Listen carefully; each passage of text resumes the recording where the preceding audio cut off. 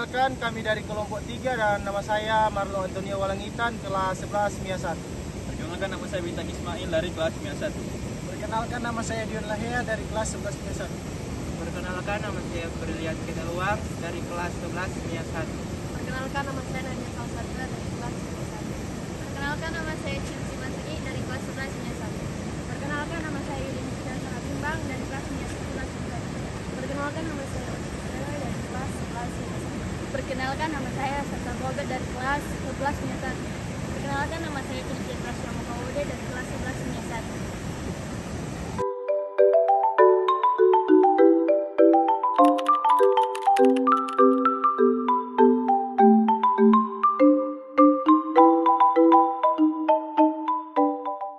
Pengumuman kemerdekaan pada suatu negara merupakan impian yang dimiliki oleh setiap negara, terutama bagi negara dan bangsa yang sudah lama dijajah seperti Indonesia. Waktu Indonesia mengumumkan kemerdekaannya pada tanggal 17 Agustus 1945, maka seluruh masyarakat Indonesia sangat senang karena mereka sudah terlalu lama dijajah oleh beberapa negara seperti Belanda dan Jepang. Bukan hanya senang, tetapi bangsa Indonesia juga mendapatkan semangat kemerdekaan yang tinggi yang dilandasi dengan rasa keberanian untuk mengambil keputusan dan membela kebenaran. Indonesia telah dinyatakan sebagai negara baru yang memiliki kedudukan yang sama dengan negara-negara yang lain yang sudah melakukan proklamasi kemerdekaan. Bagi negara yang belum merdeka, maka pengumuman proklamasi kemerdekaan pada dunia adalah suatu event yang sangat didambakan. Setiap negara berusaha sendiri untuk melakukan proklamasi kemerdekaan. Sama halnya dengan negara dan bangsa Indonesia yang dimana saja proklamasi kemerdekaan membutuhkan beberapa hal seperti menggunakan tulisan aksa mula, naskah proklamasi dan lain-lain. Namun sebelum membahas tentang sejarah singkat proklamasi kemerdekaan Indonesia, sebaiknya kita kenali dulu apa arti dari proklamasi kemerdekaan dengan mengetahui proklamasi kemerdekaan.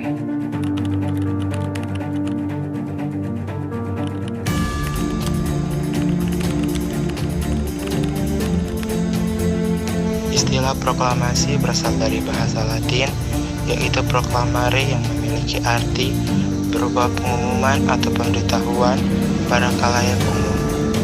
Pengumuman yang dimaksud ialah pengumuman yang berkaitan dengan hal-hal ketatanegaraan.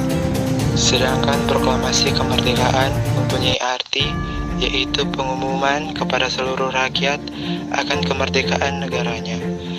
Pengumuman kemerdekaan tersebut bukan hanya ditujukan kepada rakyat yang merasakan kemerdekaan, tetapi juga ditujukan kepada rakyat yang ada di seluruh dunia dan kepada semua bangsa yang ada di dunia. Dengan proklamasi kemerdekaan yang sudah diumumkan dan diberitahukan kepada seluruh warga dunia, maka seluruh dunia akan tahu bahwa ada negara baru dan negara lain. Proklamasi kemerdekaan yang terjadi pada suatu negara sangatlah berarti bagi bangsanya. Proklamasi kemerdekaan merupakan sebuah tanda bahwa suatu negara dan bangsa telah mencapai revolusi, mencatat sejarah perjuangan, dan yang terpenting adalah terbebas dari cengkraman para penjajah. Namun, untuk mencapai proklamasi kemerdekaan tersebut, perjalanannya tidaklah mudah. Seperti di Indonesia, di mana terdapat berbagai jejak perjuangan nasionalisme, dan salah satunya adalah yang terjadi di Surabaya yang dirangkum dalam buku Jejak Nasionalisme Surabaya, Akar Pergerakan Kemerdekaan. Proklamasi kemerdekaan bagi suatu bangsa dan negara merupakan suatu hal yang sangat istimewa dan tak ternilai harganya. Menjadi istimewa karena untuk mencapai dan meraihnya, suatu bangsa dan negara harus berjuang dengan sungguh-sungguh, bahkan sampai titik darah penghabisan. dan harus rela mengorbankan banyak hal. Namun, tahukah kamu siapa yang memberitakan proklamasi kemerdekaan RI hingga dapat tersebar ke seluruh dunia? Sosok Muhammad Ashab yang mendirikan Arabian Peace Board atau dalam kurung APB. Cari tahu itu semua pada buku sang penyebar berita proklamasi Republik Indonesia di bawah ini.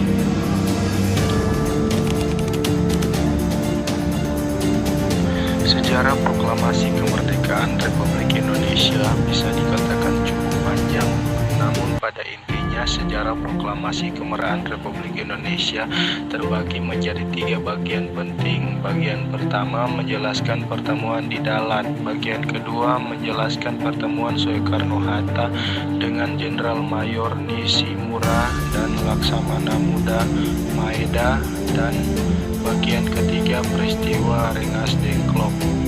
Pada saat itu, sebelum Soekarno membaca teks proklamasi pada tanggal 17 Agustus 1945, banyak sekali peristiwa yang terjadi yang melatar belakangi terjadinya pembacaan proklamasi kemerdekaan Republik Indonesia. Salah satu peristiwa tersebut adalah dijatuhkannya bom di kota Hiroshima di tanggal 6 Agustus 1945 dan tanggal 9 Agustus 1945 di kota Nagasaki. Semua bom tersebut dijatuhkan di Amerika dengan tujuan Jepang menyerah kepada Amerika Serikat. Pada momen kekosongan kekuasaan inilah Indonesia tidak menyia-nyiakan kesempatan untuk memproklamasikan kemerdekaannya. Setelah Jepang semakin terpojok karena 2 kota terbesarnya sudah dibom oleh Amerika Serikat, dan pada tanggal 14 Agustus 1945 Jepang menyerah kepada Sekutu. 2 hari sebelum Jepang menyerah kepada Sekutu, atau tepatnya pada tanggal 12 Agustus 1945, 3 tokoh nasional yang terdiri dari Dr. Rajitman Weddiodiningrat, Insinyur Soekarno, dan Dr. Andes Muhammad Hatta memenuhi undangan dari Jenderal Terauchi di Dalat, Vietnam Selatan. Jenderal Terauchi merupakan Panglima Tentara Besar Tentara Jepang di Asia Tenggara. Pada pertemuan yang terjadi di Dalat antara 3 tokoh nasional dan Jenderal Terauchi, ada beberapa hal yang disampaikan oleh Jenderal Terauchi. Adapun beberapa hal yang disampaikan sebagai berikut. Yang pertama, pemerintah Jepang memutuskan untuk memberikan kemerdekaan bagi bangsa Indonesia. Yang kedua, untuk melaksanakan kemerdekaan, maka dibentuk Panitia Persatuan Kemerdekaan Indonesia, yaitu PPKI. Yang ketiga, pelaksanaan kemerdekaan secepat mungkin akan dilaksanakan setelah semua persiapan selesai dilakukan dan secara berangsur-angsur dari Pulau Jawa, kemudian disusul pulau-pulau lainnya. Pertemuan yang terjadi di Dalat seharusnya menjadi sebuah momentum atau kesempatan Indonesia untuk merdeka. Namun, pada pertemuan yang terjadi di Dalat itu, terjadi perbedaan pendapat antara tokoh golongan tua dan golongan muda. Hingga pada akhirnya, perdebatan yang terjadi mendapatkan titik temu.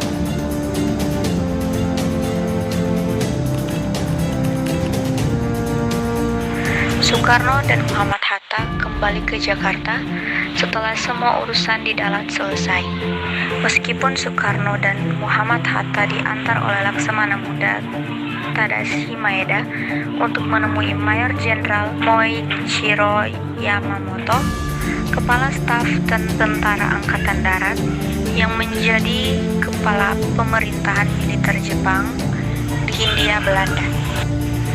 Sebagai salah satu sosok tokoh kemerdekaan, Muhammad Hatta telah banyak membuat karya bagi bangsa Indonesia yang dirangkum dalam buku karya lengkap Hatta Buku Kemerdekaan dan Demokrasi. Namun Mayor Jenderal Moichiro Yamamoto tidak ingin menerima Soekarno dan Muhammad Hatta dan segera memberikan perintah kepada Mayor Jenderal Otoshi Nishimura, Kepala Departemen Urusan Umum Pemerintahan Militer Jepang, untuk menerima kedatangan rombongan itu. Ketika menerima pertemuan dengan rombongan itu, Nishimura mengungkapkan bahwa sejak siang hari pada 16 Agustus 1945 telah menerima perintah dari Tokyo bahwa Jepang harus menjaga status quo sehingga tidak bisa memberikan kemerdekaan kepada Indonesia. Padahal saat bertemu Marsikal Terauchi di Dalat, ia sudah menjanjikan kemerdekaan untuk Indonesia, sehingga Soekarno dan Hatta merasa kecewa. Pada akhirnya, Soekarno dan Hatta meminta kepada Nishimura supaya tidak menghalangi kerja PPKI. Setelah pulang dari rumah Nishimura, pergi ke rumah Laksamana Maeda yang diiringi oleh Miyoshi untuk melakukan rapat mempersiapkan teks proklamasi. Penyusunan teks proklamasi dilakukan oleh Soekarno, Muhammad Hatta, Achat Subarjo, serta disaksikan oleh Sukarni, B.M. Dia Sudiro, dan Sayuti Melik. Pada saat merancang teks proklamasi, tiba-tiba Shigetada Nishijima seolah-olah mencuri penyusunan teks proklamasi dengan memberikan saran agar pemindahan kekuasaan itu hanya berarti kekuasaan administratif. Berkaitan dengan pendapat Nishijima, Soekarno, Muhammad Hatta, Ahmad Soebarjo, B.M. Dia, Sukarni, Sudiro, dan Sayuti Melik, mereka semua tidak setuju dengan pendapat Nishijima. Tetapi di beberapa kalangan pendapat Nishijima masih dianggungkan. Setelah semua konsep telah disepakati, maka Sayuti Melik menyalin teks dan mengetik naskah di mesin ketik milik Mayor Laut Dr. Andes Herman Kandeler yang diambil dari kantor perwakilan Angkatan Laut Jerman. Pada awalnya, pembacaan proklamasi akan dilaksanakan di lapangan Ikada, tetapi karena alasan keamanan kemudian pelaksanaan pembacaan proklamasi dipindahkan ke kediaman Presiden Soekarno di Jalan Pegangsaan Timur nomor 56. Pada awalnya, peristiwa pemboman kota Hiroshima dan Nagasaki disembunyikan agar tidak ada yang tahu. Tetapi pada akhirnya peristiwa tersebut terdengar sampai ke telinga para pemuda lewat siaran radio BBC di Bandung, sehingga membuat mereka segera bergerak dan meminta proklamasi kemerdekaan Indonesia segera dikumandangkan. Para pemuda tersebut di bawah pimpinan Syekh Hairul Saleh melakukan rapat tersebut menghasilkan beberapa keputusan, yaitu kemerdekaan adalah hak rakyat Indonesia, pemutusan hubungan dengan Jepang, dan Ir Soekarno dan Muhammad Hatta diharapkan untuk segera membacakan proklamasi kemerdekaan. Setelah mendapatkan keputusan dari rapat yang diadakan, kemudian para pemuda tersebut mengirim utusan Wikana dan Darwis agar segera bertemu dengan Ir Soekarno dan Muhammad Hatta untuk menyampaikan hasil rapat tersebut dan meminta proklamasi kemerdekaan segera dilaksanakan pada 16 Agustus 1945. Dengan alasan Jepang masih bersenjata lengkap dan memiliki tugas menjaga status quo, maka gagasan para pemuda tersebut ditolak oleh golongan tua sehingga terjadi perbedaan pendapat. Wikana dan Darwis menyampaikan hasil laporan dari pembicaraan dengan Soekarno dan Muhammad Hatta kepada para pemuda yang sudah berkumpul di Asrama Menteng 31. Para pemuda yang berkumpul terdiri dari Chairul Saleh, Yusuf Kunto, Surahmat, Johan Nur, Singgi, Mandani, Sutrisno, Samput, Subadio, Kusnandar, Abdurrahman, dan Dr. Muwardi. Para pemuda tersebut merasa kecewa setelah mendengar hasil laporan tersebut sehingga membuat suasana rapat menjadi panas. Kemudian para pemuda tersebut membuat gagasan untuk mengamankan Soekarno dan Hatta untuk dengan cara keluar kota yang jauh. Untuk hal ini, para pemuda menyerahkan tugas ini kepada Sudanku, Singgi, dan kawan-kawan dari peta Jakarta. Soekarni dan Yusuf Kunto mendampingi Sudanku Singgi dalam menjalankan tugasnya. Menurut Singgi, Rengas Dengklok merupakan tempat yang tepat dan aman untuk Soekarno dan Hatta. Pada 16 Agustus 1945, Soekarno dan Muhammad Hatta dibawa ke Rengas Dengklok. Saat di Rengas Dengklok, para pemuda berusaha dengan kerasnya supaya Soekarno dan Muhammad Hatta segera melaksanakan proklamasi kemerdekaan.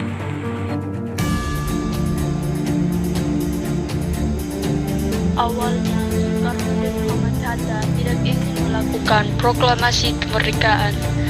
Namun, setelah melakukan perundingan dengan kelompok pemuda dan Ahmad Subarjo, akhirnya Soekarno dan Muhammad Hatta akan memproklamasikan kemerdekaan Indonesia pada tanggal 17 Agustus 1945 di Jakarta. Setelah selesai memproklamasikan kemerdekaan, sore harinya Soekarno dan Muhammad Hatta kembali ke Jakarta bersama Ahmad Subarjo dan Sudiro. Setelah peristiwa proklamasi kemerdekaan Indonesia, terjadi suatu kendala atau masalah utama, yaitu menyampaikan penyebaran berita atau informasi kemerdekaan Indonesia ke seluruh wilayah Indonesia dan dunia. Alat komunikasi masih sangat terbatas dan belum memadai. Bukan hanya itu, Jepang juga melarang Indonesia untuk menyebarkan berita proklamasi ke seluruh wilayah Indonesia. Larangan tersebut menjadi salah satu faktor yang menyebabkan berita proklamasi terlambat sampai ke beberapa daerah, khususnya daerah di luar Jawa. Penyebaran berita proklamasi kemerdekaan penuh dengan perjuangan. Salah satu orang yang berjasa dalam penyebaran berita proklamasi kemerdekaan yaitu Yusuf Ronodipuro. Ia membuat pemancar radio baru setelah kantor berita Domei disegel dan karyawannya dilarang masuk. Perjuangan penyebaran berita proklamasi juga dilakukan lewat media pers dan surat selebaran. Hampir seluruh harian di Jawa yang terbit pada tanggal 20 Agustus 1945 memuat berita proklamasi kemerdekaan dan Undang-Undang Dasar Negara Republik Indonesia. Selain menyebarkan berita proklamasi melalui media massa dan pemancar radio, berita proklamasi juga disebarkan secara langsung oleh para utusan daerah yang menghadiri sidang PPKI pada 18 Agustus 1945. Para utusan tersebut antara lain Teuku Muhammad, Hasan dari Aceh, Samratulangi dari Sulawesi, Ketut Puja dari Sunda Kecil atau Bali, dan Al-Hamidan dari Kalimantan. Naskah Proklamasi Indonesia mengalami perubahan yang awalnya ditulis tangan menjadi diketik oleh Sayuti Melik. Naskah baru proklamasi setelah mengalami perubahan dikenal dengan naskah proklamasi otentik. Sedangkan sebelum mengalami perubahan disebut dengan naskah proklamasi klan. Naskah proklamasi klan adalah teks proklamasi yang berupa tulisan tangan Insinyur Soekarno. Sebagai pencatan dan teks proklamasi merupakan karangan dua tokoh yaitu Dr. Antaris Muhammad Hatta dan Raden Achad Subarjo, Dodo Aji Subarjo, dan ditinggal begitu saja di rumah Laksamana. Naskah proklamasi klan ini tidak dibawa oleh Soekarno dan ditinggal begitu saja di rumah Laksamana Muda Tadasimaya. Bahkan naskah proklamasi klan hampir saja terbuang ke tempat sampah, namun tidak jadi terbuang ke tempat sampah karena diselamatkan rupiah dan ia menyimpannya selama 46 tahun, 9 bulan, 19 hari, sehingga akhirnya diserahkan kepada Presiden Soeharto di Bina Geraha pada 29 Mei 1992. Teks proklamasi yang sudah mengalami perubahan dikenal dengan nama naskah proklamasi otentik. Teks proklamasi otentik adalah teks proklamasi yang berupa hasil ketikan Sayuti Melik. Ia merupakan seorang tokoh pemuda yang ikut berperan dalam persiapan proklamasi yang isinya sebagai berikut. Keterangan tahun pada kedua teks naskah proklamasi di atas, baik pada teks naskah proklamasi Klat ataupun pada teks naskah proklamasi Klat, tertulis angka tahun 05. Angka 05 merupakan kependekan dari angka tahun 2605. Tahun 2605 merupakan tahun penanggalan yang dipakai pada pemerintahan pendudukan militer Jepang pada saat pembacaan proklamasi. Tahun penanggalan yang berlaku adalah tahun 2605. Setelah mengalami beberapa perubahan, akhirnya teks proklamasi yang sah adalah teks yang dibacakan pada tanggal 17 Agustus 1945. Berikut isi teks proklamasi kemerdekaan Republik Indonesia. Proklamasi kemerdekaan Indonesia merupakan suatu hal yang berarti sehingga memberikan arti penting bagi bangsa Indonesia. Berikut beberapa arti penting proklamasi kemerdekaan Indonesia bagi bangsa Indonesia. 1. Merupakan puncak perjuangan bangsa Indonesia setelah berjuang selama berpuluh-puluh tahun sejak 20 Mei 1908. 2. Sebagai informasi bahwa negara Indonesia telah melepaskan diri dari kekurungan penjajahan bangsa lain. 3.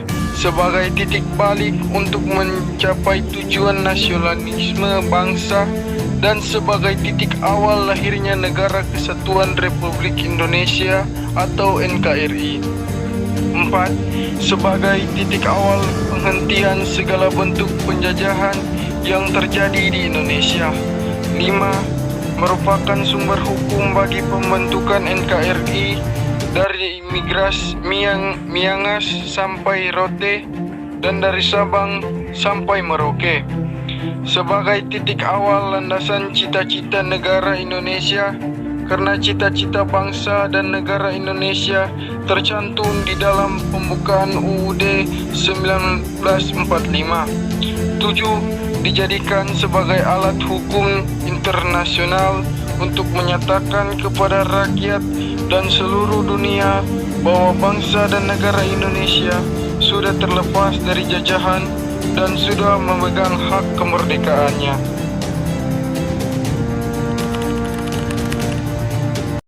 Perjuangan para pemuda pada saat itu sangatlah penting karena jika mereka tidak bersikeras untuk memindahkan Soekarno dan Muhammad Hatta, maka kemungkinan besar proklamasi kemerdekaan Indonesia tidak jatuh pada tanggal 17 Agustus 1945. Setelah mengetahui sejarah proklamasi kemerdekaan Indonesia, walaupun hanya secara singkat, kita jadi tahu bagaimana perjuangan yang dirasakan ketika merancang teks proklamasi hingga pelaksanaan proklamasi kemerdekaan Indonesia.